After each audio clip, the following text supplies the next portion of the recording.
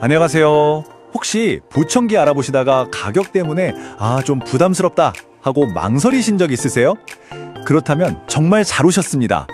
오늘 이 시간에는 대한민국 정부에서 최대 131만 원까지 지원해주는 보청기 지원금에 대해서 정말 처음부터 끝까지 A to Z로 싹 다 알려드릴게요. 맞아요. 보청기를 딱 하려고 마음먹었을 때 가장 먼저 그리고 가장 크게 와닿는 현실적인 문제가 바로 이 가격이죠. 이게 사실 만만치가 않거든요.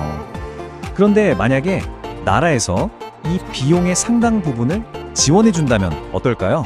네, 바로 이 금액 최대 131만 원까지 지원을 받을 수가 있습니다.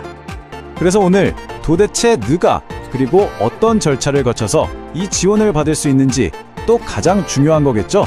이 지원금으로 사는 보청기는 과연 쓸만한 건지, 우리가 뭘 기대해야 하는지 하나씩 차근차근 짚어보겠습니다. 자, 그럼 가장 먼저 진짜 많은 분들이 궁금해하시고 또 걱정하시는 부분부터 시원하게 짚고 넘어갈게요. 그건 바로 정부 지원으로 사는 제품은 성능이 좀 떨어지는 거 아니야? 하는 생각입니다. 그러니까 공짜나 다름없는데 뭐 좋은 걸 주겠어? 뭐 오래된 구형 모델 주는 거 아니야? 이렇게 생각하시는 분들이 꽤 많으세요. 그런데 여러분, 이건 정말 큰 오해입니다. 현실은 생각과 아주 달라요. 이런 오해를 제대로 풀려면요, 이 지원금 제도가 어떻게 바뀌어왔는지 그 배경을 좀 아는 게 중요해요. 예전에는요, 그냥 돈을 돌려주는 뭐랄까 단순한 환급 방식이었어요. 근데 지금은 완전히 달라졌습니다. 정부가 지원 대상이 되는 모든 보청기의 성능은 어떤지, 가격은 적당한지, 이걸 하나하나 다 직접 검증하고 관리하는 시스템으로 확 바뀐 거죠.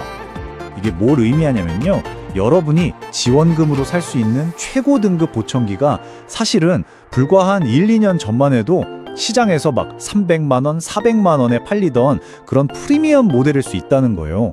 정말 엄청난 가성비라고 할 수 있겠죠? 자, 그럼 품질 좋은 보청기를 이렇게 좋은 조건으로 지원받을 수 있다는 건 이제 알았어요. 그럼 당연히 다음 질문이 생기죠.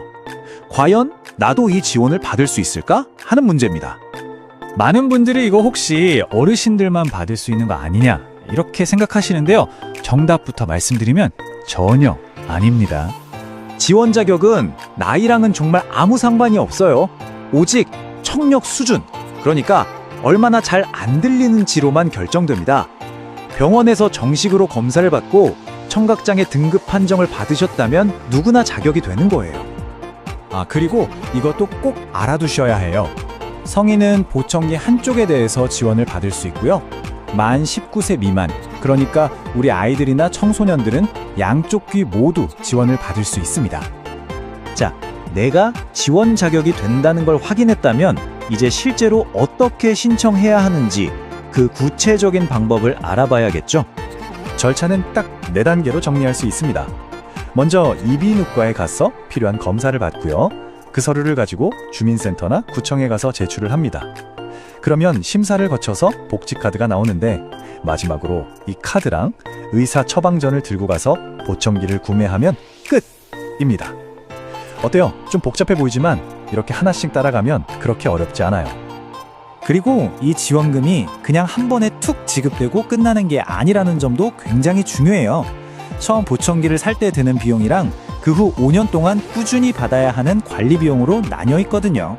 그러니까 한 번 사면 끝이 아니라 지속적으로 관리받을 수 있도록 나라에서 보장해주는 셈이죠. 그럼 우리가 실제로 내야 하는 돈은 얼마일까요? 바로 이 정도입니다. 어떤 모델을 선택하느냐에 따라 조금씩 다르겠지만 보통 10만 원에서 30만 원 정도의 본인 부담금이 발생한다고 보시면 돼요. 자, 지금까지 어떤 보청기를 어떻게 지원받는지에 대해 알아봤습니다. 근데요, 여기서 끝이 아니에요. 어쩌면 지금부터 할 얘기가 가장 중요한 마지막 퍼즐 조각일 수 있습니다. 바로 현실적인 기대치에 대한 이야기입니다. 분명히 지원금 보청기 성능이 좋다고 했는데 왜 주변에 보면 난 별로 효과 못 봤어 라고 말하는 분들이 종종 있는 걸까요? 이건 정말 중요한 질문이고요. 그 답은 장애 등급을 받은 분들에게 보청기가 어떤 의미를 갖는지 그 본질을 이해하는 데에 있습니다. 한 전문가가 이런 말을 했어요. 만약 보청기 하나로 청력이 완벽하게 정상으로 돌아올 수 있다면 애초에 정부가 왜 그걸 장애로 인정까지 해줬겠어요. 이 말을 곰곰이 생각해보면 관점이 완전히 달라집니다. 맞아요. 장애라는 건 그 상태가 영구적이고 완벽한 치료가 어렵기 때문에 인정되는 거거든요. 자, 이 차이를 가장 쉽게 이해할 수 있는 비유가 하나 있어요. 바로 안경하고 휠체어인데요. 우리가 쓰는 안경은 시력을 교정해서 거의 정상 수준으로 만들어주잖아요. 그래서 안경 썼다고 시각장애인이라고 하진 않죠. 하지만 보청기는 좀 다릅니다. 이건 마치 다리가 불편한 분들이 휠체어를 쓰는 것과 같아요. 휠체어가 다리를 낫게 해주는 게 아니라 이동을 보조해주는 거잖아요. 보청기도 마찬가지로 청력을 완전히 고치는 게 아니라 더 잘 들을 수 있도록 보조해주는 그런 역할인 거죠. 그러니까 진짜 핵심은 이거예요. 보청기를 무슨 마법 지팡이처럼 생각하면 안 된다는 겁니다. 이건 내게 남은 청력을 최대한 활용해서 세상의 소리에 다시 적응해 나가는 일종의 재활훈련 도구로 봐야 한다는 거죠. 그렇다면 이 보조 도구를 가지고 성공적인 결과를 얻기 위한 가장 좋은 방법은 뭘까요? 정답은 타이밍입니다. 청력 손실이 너무너무 심해져서 뇌가 소리를 거의 잊어버릴 때까지 기다리는 게 아니고요. 우리 뇌가 아직 소리에 익숙할 때 조금이라도 더 빨리 시작해서 적응 훈련을 하는 것. 바로 그게 성공의 가장 중요한 열쇠입니다.